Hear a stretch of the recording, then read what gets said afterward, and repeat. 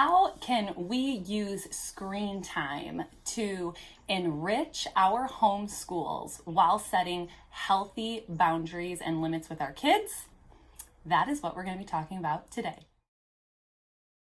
All right, first and foremost, I want to start off by saying that each and every family uses screen time in a different way, and this is by no means a video that is telling you how you should do your screen time in your home. You know your kids the best. This is going to be a video all about how we can use screen time to really introduce education, quality over quantity with our kids. And I'm really excited to share that with you. So first of all, I am going to share with you how screens work in my house. So like I said, quality over quantity is what it's all about for me. So I try to keep everything that my kids watch to be educational or just really purposeful, just not like mindless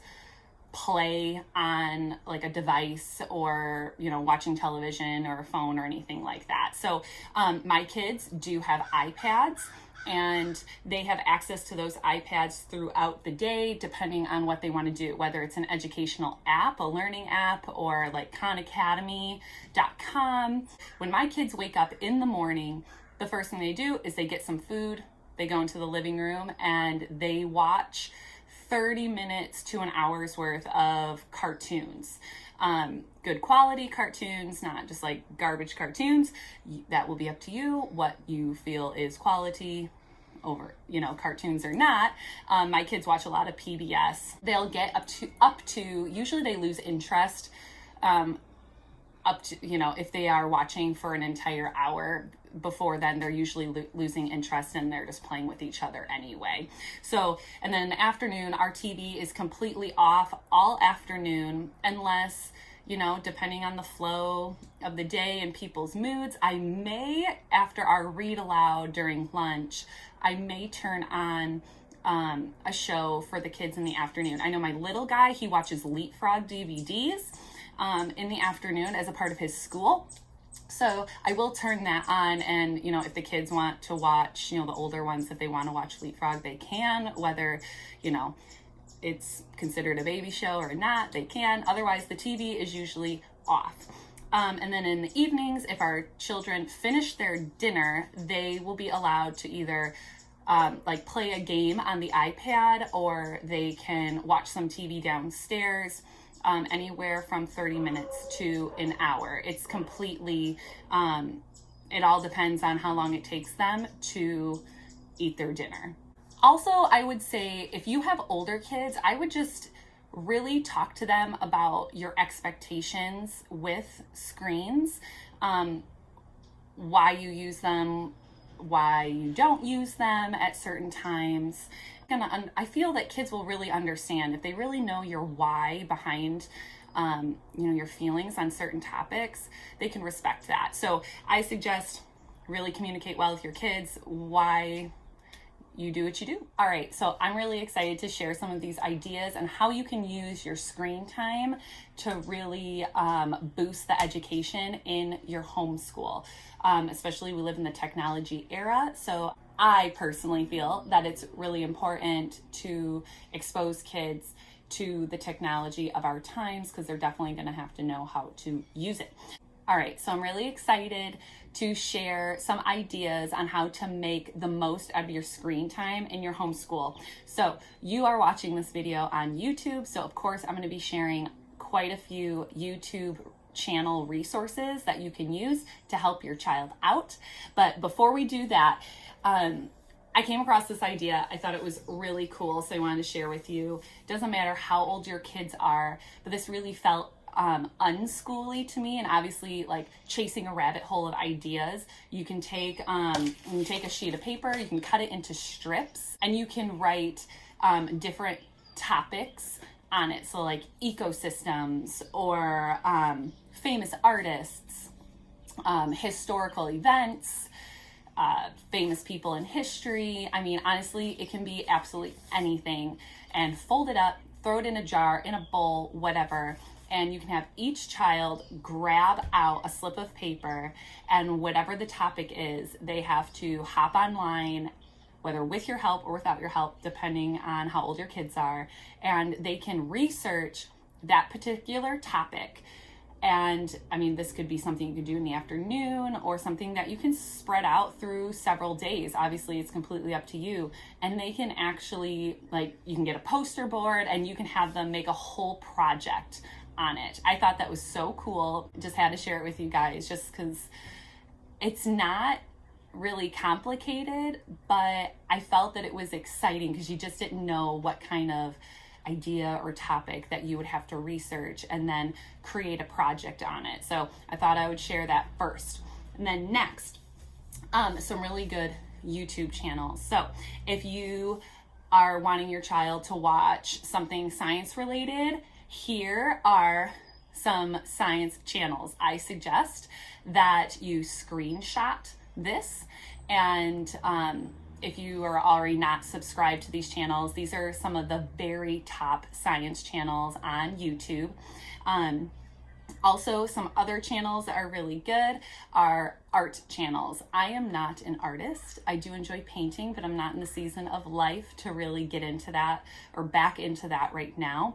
But if you have a budding artist, or maybe art is not something that you are really interested in teaching, maybe because it's too messy, whatever it is, here are some really awesome art channels on YouTube that are really good quality. Don't forget about history. History can be really dry sometimes. I hear it a lot from homeschoolers that their kid hates history. It's not relevant to them, all sorts of things. I personally love history. So here are some of the top history YouTube channels. Once again, you can screenshot it if you like. But history can really come alive with the right medium for your child. So whether that's living books, video, documentary, I love using YouTube to introduce historical topics with my kids, especially if I'm not really following a curriculum. And finally, the only other subject matter that I'm going to share with you is for math. I am not a math girl. I'm more of a language arts kind of lady. So here are some really good math channels, ranging from college all the way down to elementary. So if you're not subscribed to this and you really want your child to take ownership of their math, whether you struggle with the subject or not, you could definitely just be like, hey, if you don't understand what's in your book, find a YouTube channel and figure it out. So I know a lot of moms that do that, and it's worked great. Other great things that you can use screen time for is researching your heritage, your genealogy, your favorite pastime. Also, that would go with history. You can watch documentaries, obviously, on screens. You can use endless amount of learning apps. Some of my favorites for my aged kids. So I have preschoolers, kindergarten, and elementary age kids. We really like Starfall is a great app for, I would say, preschool through third grade. Teaching your monster how to read is a really cool app that's from Usborne. And what I really like about the teaching your monster how to read, now I will say the language is, I think it's from England. So it's in a British accent.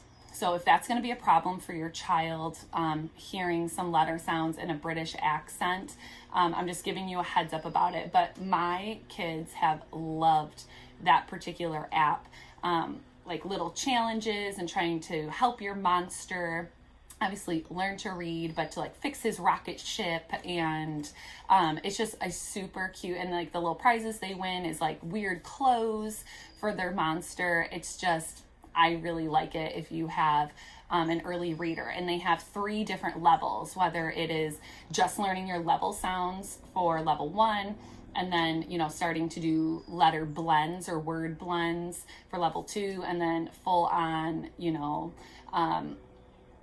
easy reading for level 3. Another good app is like PBS Kids, lots of fun games that go with their shows. Typing.com, if you have an older child that wants to learn how to type, typing.com is completely free. Another one that I've had a few friends try and they really like, it is a paid subscription. That is readandspell.com, which is the touch, type, read, and spell. I plan on using it with my daughter, and from my friends that have used it, they have said it has really, really helped with their child's obviously spelling, but also their reading, and just totally independent. Mom doesn't have to be involved at all. And those are just some of the apps that we have used. Other really good options for homeschool moms that maybe want a little hands-off approach is using like outschool.com, or I just heard of opententacademy.com, and these are all courses that your child can sign up for online in like every single subject matter imaginable. And again, they're still learning something. You're not the one delegating. They're taking a bit of ownership to their education while still using those screens productively. Let's not forget about using screens for movement, especially now that we're coming out of the pandemic and everything is pretty much opening up. I felt that this was super applicable for when everything was shut down, but it doesn't have to go away. So I know we used YouTube a lot for yoga, dance, whether it's learning new dance skills or just like having a dance party is always fun. There's karate channels and yoga channels, and it's endless. Like, you can learn practically anything from YouTube. So don't forget that if it's a rainy day, you can still get your PE in by doing a workout on YouTube. But don't think that screen time has to be all about learning like a specific subject matter. It can also be for movement and exercise. I'm sure right about now we're kind of wanting to get away from using screens for like one-on-one connection, like having a conversation with people, especially going through this past year. But again, you can use screens for your kids to connect with their friends or their family that live really far away. So whether that's Zoom, Skype, Facebook Messenger Kids, Google Hangouts, there's so much that, as you know, you can use to connect with other family or friends on other parts of the country or different parts of the world. So we shouldn't forget about using screens productively in communicating with others too. And lastly, I would just like to say it's totally okay to use screen time for play, whether it's games or whatever else. We all want to have fun on our devices. I know as parents, we're scrolling through Facebook, Instagram, whatever. Our kids want to do that too.